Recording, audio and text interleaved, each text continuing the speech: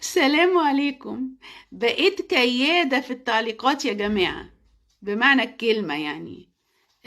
لأن يعني السوشيال ميديا هي الجبهة اللي أنا بحارب فيها، كل واحد بيحارب في جبهته.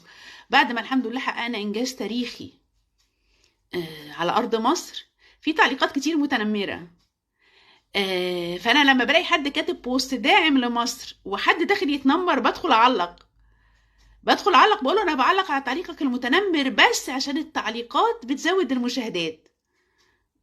وبروح ايه واقول له واسمح لي اهديك الاغنيه الرسميه للمتنمرين على السوشيال ميديا دي اللي انا كنت عملتها من فتره، هتلاقوها في الريلز. فيعني احنا محتاجين فعلا ان نكون فخورين بالانجاز ده وما نسمحش للمتنمرين يعكروا فرحتنا. وخلوا بالكم من الذباب الالكتروني يا جماعه، اللي هي الاكونتات اللي بتبقى فيك. دول بقى متآمر وهبل، يعني بيقولوا نفس التعليق بالحرف. فدول على طول يعرفوا ان هم ذباب الكتروني.